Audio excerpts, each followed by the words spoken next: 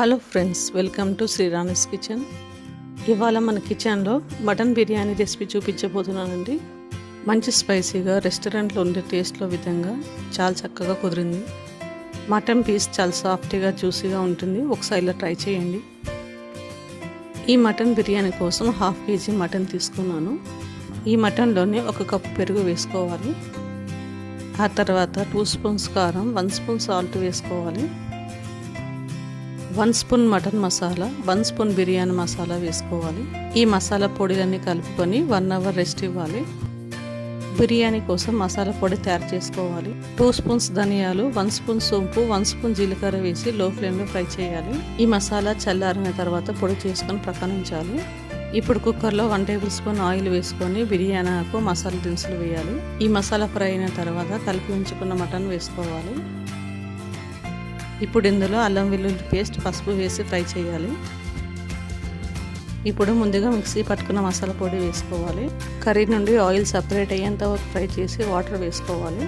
కుక్కర్కి మూత పెట్టేసి మటన్ని మెత్తగా ఉడికించాలి. 1/2 kg బాస్మతి రైస్ కడిగి నానబెట్టుకోవాలి.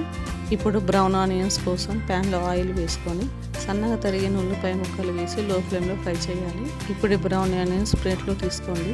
రైస్ ఉడికించడం కోసం వాటర్ పెట్టుకొని బిర్యానీ ఆకు, నిమ్మకాయ ముక్కలు, పుదీనా వేసుకోవాలి. 2 స్పూన్ సాల్ట్ వేసుకొని బిర్యానీ మసాలా వేసుకోవాలి.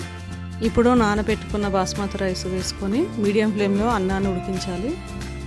నానబెట్టుకున్న రైస్ కాబట్టి రైస్ తొందరగా ఉడుకుతుంది. ఇప్పుడు ఈ రైస్ని 90% ఉడికించుకుంటే సరిపోతుంది.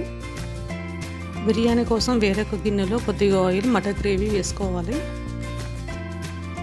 ఆ తర్వాత 90% ఉడికించుకున్న రైస్ వేసుకోవాలి. ఆ తర్వాత మటన్ గ్రేవీ వేసుకొని సెకండ్ లేయర్గా రైస్ వేసుకోవాలి.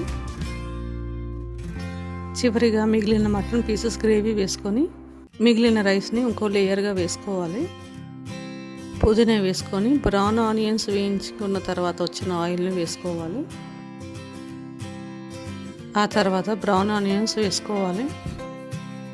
ఆయిల్లో కొద్దిగా పసుపు వేసి కలుపుకొని రైస్లో వేసుకోవాలి. ఫుడ్ కలర్కి బదులుగా ఇలా వేసుకోండి, టేస్ట్ చాలా బాగుంటుంది. ఇప్పుడు 10 మినిట్స్ లో ఫ్లేమ్లో దమ్ చేసుకోవాలి. బిర్యానీ తయారైన తర్వాత 10 నిమిషాలు రెస్ట్ ఇవ్వాలి. 10 నిమిషాల తర్వాత చూడండి, సూపర్ టేస్టీ అయిన బిర్యానీ రెడీ. ఒకసారి ఇలా ట్రై చేయండి. ఈ బిర్యానీ మీకు నచ్చిందా? అయితే లైక్ అండ్ సబ్స్క్రైబ్ చేయండి ఫ్రెండ్స్. కామెంట్ చేయడం మర్చిపోవద్దు.